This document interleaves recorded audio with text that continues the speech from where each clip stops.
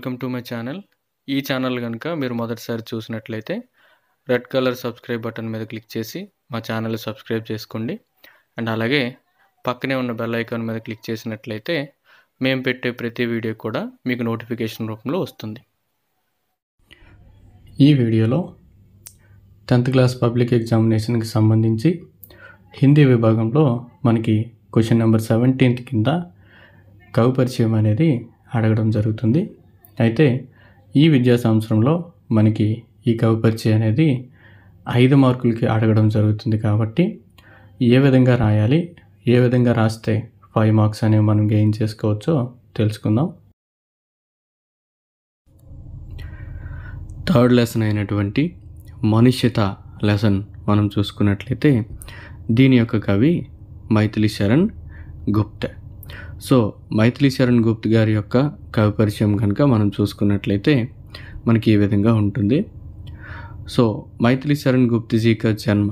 So Maithili Sharan Gupta గారి యొక్క జననం అనేది 1886 మే 1886లో ఝాన్సీ కే కరీబ్ చిర్గావ్ మే హువా.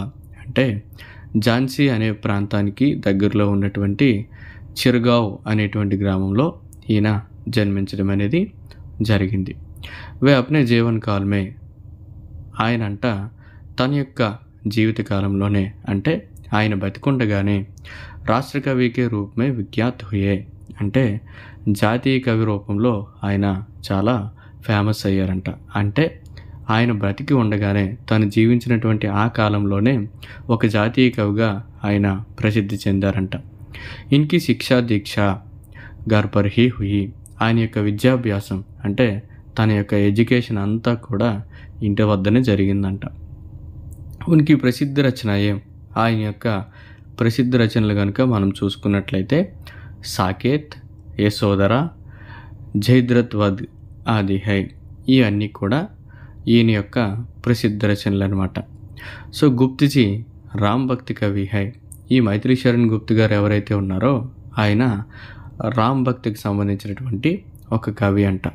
ఫర్ ఎగ్జాంపుల్ ఇప్పుడు మీరాబాయి మనం చూసుకున్నట్లయితే ఆవిడ ఎలా కృష్ణ భక్తి శాఖకు సంబంధించినటువంటి కవయిత్రియో ఈయన కూడా రామ్ భక్తి శాఖకు సంబంధించినటువంటి కవి. అంటే వీళ్ళు రాసేటువంటి కవితల్లో ఎక్కువగా రాముడి గురించి, రాముడి మీద వీళ్ళకు ఉండేటువంటి ఆ భక్తి గురించి ఎక్కువగా చెప్పడం జరుగుతుంది. కాబట్టి వీళ్ళని ఈయన వన్ ఆఫ్ ది రామభక్తి కవి అనమాట. సో ఉనికి భాష కడి బోలి హై. ఈయన ఉపయోగించేటువంటి భాష స్వచ్ఛమైనటువంటి కడి బోలి భాష అంట.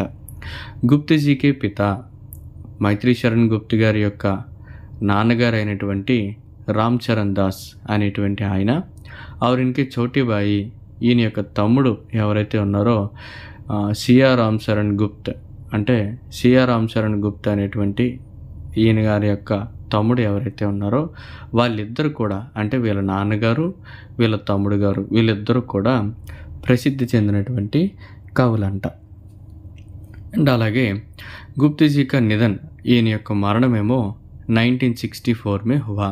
ఈయన 1964వ సంవత్సరంలో చనిపోవడం అనేది జరిగిందంట. సో ఇది ఈయన యొక్క కవి పరిచయం. సో సింపుల్గా మనం ఈ పాయింట్స్తోనే ఇవ్వడం జరిగింది. ఒకవేళ మీకేమైనా ఈ పాయింట్స్కి 5 మార్కులు పడవు అని కనుక మీరు భావించినట్లయితే వీటికి మీరు ఇంకా కొన్ని పాయింట్లు యాడ్ చేసుకొని రాయొచ్చు. Thanks for watching our video. ఈ వీడియో కనుక మీకు నచ్చినట్లయితే లైక్ చేయండి, షేర్ చేయండి, అండ్ ఈ వీడియో ఎలా ఉందో కామెంట్ చేయండి. మీరు కనుక మా ఛానల్ కనుక ఎంతవరకు సబ్స్క్రైబ్ చేసుకోకపోతే మా ఛానల్ కూడా సబ్స్క్రైబ్ చేయండి. Thank you so much.